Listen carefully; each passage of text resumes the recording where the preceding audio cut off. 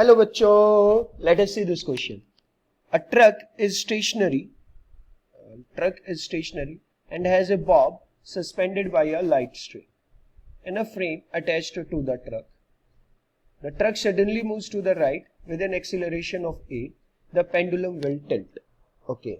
तो बच्चों इस क्वेश्चन में हमें क्या दिया है? Let us see this question. Okay. कि हमारे पास एक ट्रक है. We are having a truck. Okay. ये ट्रक बना दिया मैंने आप लोगों के लिए और यहां से हमने एक स्ट्रिंग से एक बॉब लटका दिया. We are having a bob attached to it. ठीक है. और सडनली जो ट्रक है वो ए एक्सीलरेशन से आगे की तरफ बढ़ता है, राइट साइड की तरफ जा रहा है. तो इस पेंडुलम की बॉब का टिल्टिंग किधर होगा ये हमें कैलकुलेट करना है. क्लियर? ये क्वेश्चन तो हम समझ गए हैं. अब देखो जब हम इस क्वेश्चन को सॉल्व करने लगेंगे तो बेसिकली चीज हमारे जो दिमाग में स्ट्राइक करनी चाहिए वो क्या करनी चाहिए? What is the key concept? Key concept in this question are nothing but NLM, Newton's laws of motion. ठीक है. किसी भी ऑब्जेक्ट जब वो रेस्ट पर होती है, इक्विलिब्रियम कंडीशन में होती है, तो sum of all the forces are zero. अब क्योंकि यहाँ पर फ्रेम एक्सीलरेट हो रहा है, तो एक्सीलरेटिंग फ्रेम है, तो हमारे दिमाग में स्यूडो फोर्स भी रहनी चाहिए. यस और नो?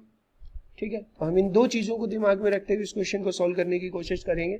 देखिए यहाँ पर तो जैसे ही आप जानते हैं कि ये ट्रक जब राइट हैंड साइड की तरफ मूव करेगा तो इनर्शिया की वजह से, Newton's first law of motion की वजह से ये एकदम से मोशन को अपोज करेगा और टुवर्ड्स लेफ्ट साइड जाएगा.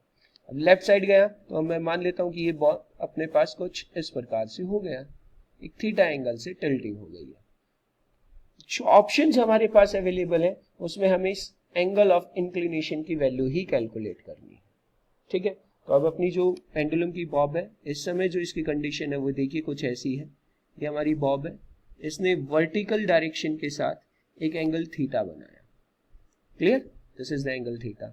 अब यहां पर लगने वाली वेरियस फोर्सेस को अपन आइडेंटिफाई करते हैं. इस डायरेक्शन में यहाँ पे एक टेंशन पैदा होगी. मैंने एक और लाइन ड्रॉ, वर्टिकली एक लाइन ड्रॉ करी यहाँ पर parallel to this line. Right, this one line is there and this is extended in backward direction. This angle is theta, obviously this angle will be theta. तो यहाँ पर tension का एक component आएगा t cos theta. इस direction में right side की तरफ t sin theta.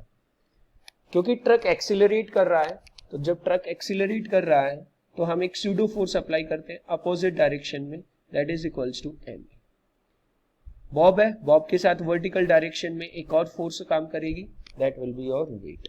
अब हम अलग अलग कंपोनेंट्स को आइडेंटिफाई करते हैं और उसके अलोंग फोर्सेस को बैलेंस करते हैं. सबसे पहले हम बात करते हैं along X axis. Right, this is your X axis.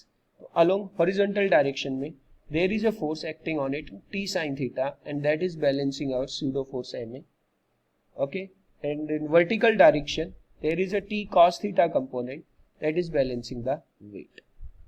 इन दोनों इक्वेशंस को बेटा हम डिवाइड करते हैं. देखिए t sin theta upon t cos theta become equals to ma upon mg.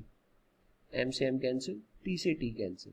sin theta upon cos theta becomes tan theta and that become equals to a by g. implies theta become equals to tan inverse a by g. तो जो हमारी pendulum की Bob है वो vertical direction में left की तरफ इतने एंगल से टिल्ट हो जाएगी. कौन सा ऑप्शन कह रहा है? चारों ऑप्शंस पढ़ लेते हैं. टू द लेफ्ट, बात सही है. And angle of inclination is sine inverse g by a. ना ना ना, that one no, this is not our answer. To the left सही है. And angle of inclination is tan inverse a by g. tan inverse a by g, yes, that is our correct answer. To the left and angle of inclination is sine inverse a by g. No. To the left and angle of inclination is tan inverse g by a. अब यहां थोड़ा सा confuse आप हो सकते हैं, इस चीज को ध्यान रखें. It's tan inverse a by g, not g by a. So our correct option is option number 2. Okay, good luck.